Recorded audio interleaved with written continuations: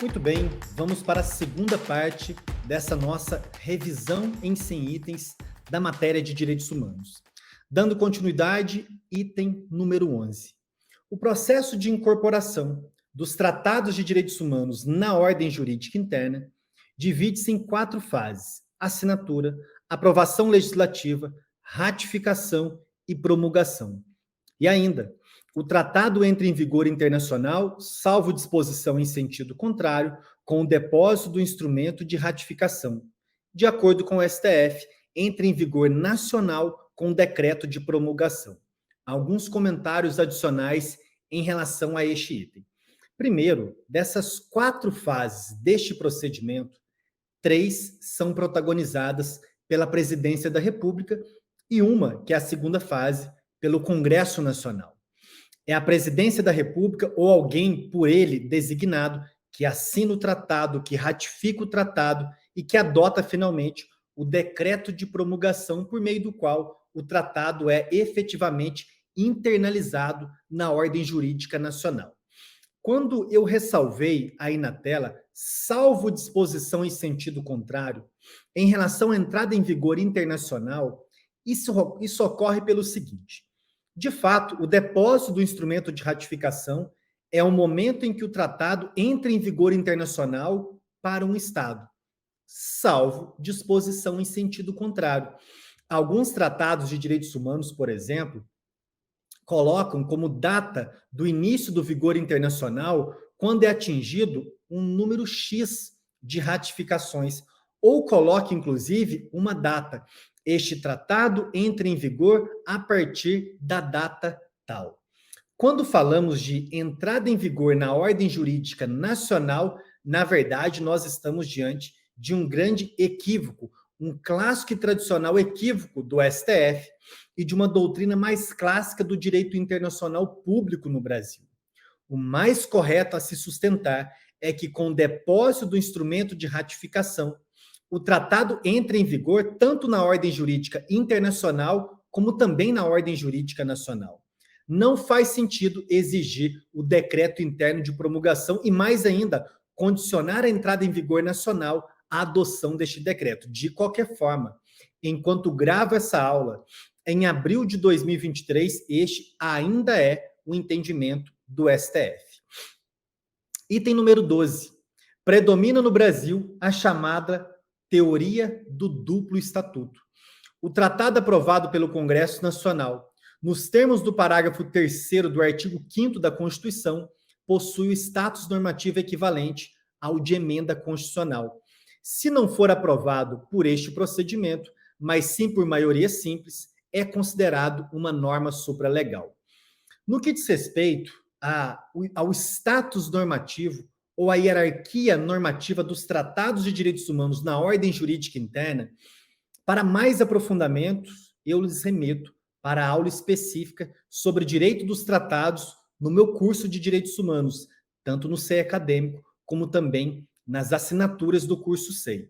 Neste momento, basta recordarmos da teoria do duplo estatuto. Isso porque há diversas outras correntes, natureza de lei ordinária, natureza supraconstitucional. Mas o que vigora, o que predomina no Brasil? A teoria do duplo estatuto.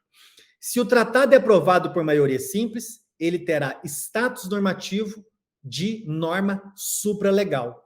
Este é o caso, por exemplo, da Convenção Americana sobre Direitos Humanos, do PIDCP e de outros tratados.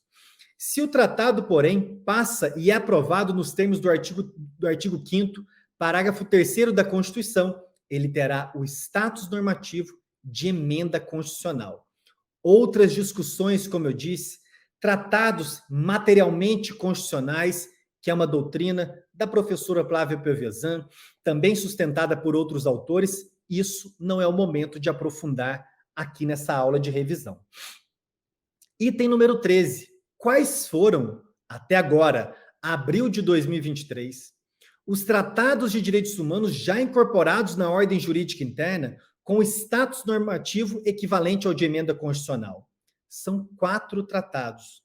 A Convenção da ONU sobre os Direitos das Pessoas com Deficiência, o seu protocolo facultativo, que é outro tratado, o Tratado de Marrakech sobre os direitos humanos das pessoas com deficiência visual e, finalmente, o mais recente, a Convenção Interamericana contra o Racismo. Percebam, então, que são 3 tratados relativos aos direitos humanos das pessoas com deficiência e um tratado específico do racismo e da discriminação racial, mais em sentido amplo. Item número 14.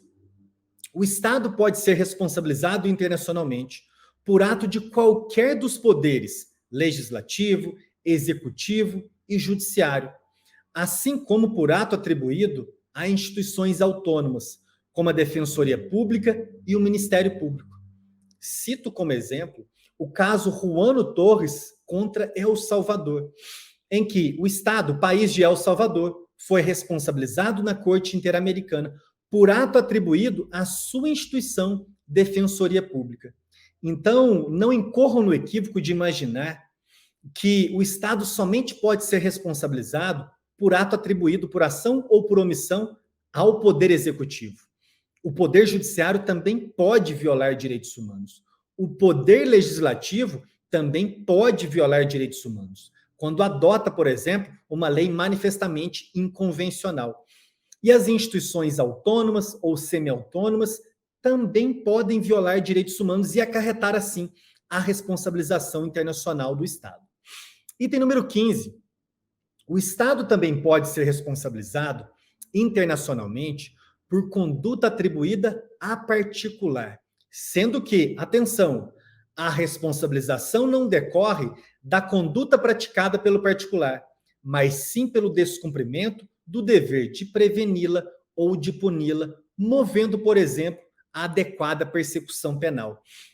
Está muito distante de ser uma exceção, ou uma grande exceção na jurisprudência internacional, estados, países responsabilizados por atos atribuídos a particulares. O Brasil, por exemplo, já foi responsabilizado na Corte Interamericana por ato atribuído a particular. No caso dos trabalhadores da Fazenda Brasil Verde, no caso dos empregados da Fábrica de Fogos Santo Antônio de Jesus, Brasil já foi responsabilizado na Comissão Interamericana de Direitos Humanos por ato atribuído a particular. Exemplos: caso Maria da Penha, caso Simone André Diniz, entre outros casos. Nestes casos, o Estado não é responsabilizado diretamente pela conduta violatória, mas sim por não preveni-la ou não puni-la de forma adequada. Item 16. Ainda sobre responsabilização internacional do Estado. O Estado pode ser responsabilizado internacionalmente por conduta atribuída a empresas. Na opinião consultiva número 23, por exemplo, a Corte Interamericana esclareceu que, no contexto da proteção do meio ambiente, a responsabilidade do Estado decorrente da conduta de terceiros pode advir da falta de regulação, supervisão ou fiscalização das atividades destes terceiros que causem dano ao meio ambiente. E ainda podemos acrescentar a possibilidade de responsabilização internacional do Estado quando não procede com a devida punição e reparação dos danos causados por empresas. Importante lembrar, porém, que quando falamos de empresas e direitos humanos, as empresas ainda não podem tomar assento no banco dos réus em órgãos e tribunais internacionais. Ainda vigora o chamado paradigma estatocêntrico. A responsabilidade passiva, a titularidade passiva em órgãos e tribunais internacionais é exclusivamente do Estado, ressalvada a possibilidade de responsabilização penal individual no âmbito do TPI. Item 17. Já disse isso, inclusive, anteriormente. O Brasil já foi condenado na Corte Interamericana por ato atribuído à empresa. Isso ocorreu no julgamento do caso Fábrica de Fogos Santo Antônio de Jesus, em que o Brasil foi responsabilizado por não fiscalizar uma fábrica de fogos artificiais. Item número 18, sobre controle de convencionalidade. Nós temos aqui no meu curso autônomo e também dentro das assinaturas do curso SEI, uma aula completíssima sobre controle de convencionalidade. Uma aula de nível de pós-graduação. Praticamente tudo sobre controle de convencionalidade você encontra nessa aula. Neste item número 18, vamos lembrar apenas que o controle de convencionalidade consiste no processo de verificação da compatibilidade de uma norma ou de uma prática interna em face do direito internacional dos direitos humanos. O parâmetro são as fontes do direito internacional dos direitos humanos e não apenas os tratados. E o objeto é toda prática ou norma interna, incluindo disposições constitucionais. Destaco esses dois pontos sobre parâmetro e objeto. Parâmetro são as fontes do direito internacional. A depender, a eficácia do controle de convencionalidade do grau de vinculação da respectiva fonte.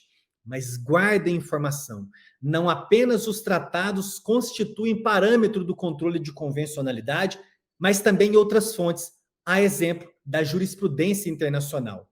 Objeto, toda prática ou norma interna, incluindo disposições constitucionais. Penúltimo item deste bloco, item número 19. De acordo com a Corte Interamericana, todos os órgãos do Estado devem exercer o controle de convencionalidade, conforme, porém, suas respectivas atribuições ou competências. Todos os órgãos, todos os agentes, todos os funcionários estatais estão legitimados a exercer o controle de convencionalidade. Mas o nível, a abrangência do exercício deste controle vai variar conforme a competência do respectivo agente estatal. É claro que o Poder Judiciário, os juízes, mais do que os demais agentes estatais, poderá realizar um controle de convencionalidade mais definitivo e efetivo. Isso porque somente o Poder Judiciário, principalmente a instância máxima da Corte Constitucional, pode expulsar uma normativa inconvencional do âmbito normativo interno. Último item deste bloco, item número 20. Atualmente existem 4 sistemas internacionais de proteção dos direitos humanos em funcionamento. Sistema global e sistemas regionais, europeu, interamericano e africano. Vamos lembrar que, para que possamos apontar, temos um sistema internacional, precisamos de normas, de procedimentos, e de normas, de órgãos de proteção e de mecanismos de proteção. Isso nós temos nos sistemas global, europeu, interamericano e africano. Importante destacar ainda que não há uma hierarquia em relação do sistema global quando comparado aos sistemas regionais. Não existe, por exemplo, um recurso do sistema interamericano ou do sistema europeu ou africano para o sistema global. São sistemas autônomos e independentes. Com isso, encerramos mais um bloco. No bloco seguinte, veremos os itens 21 a 30.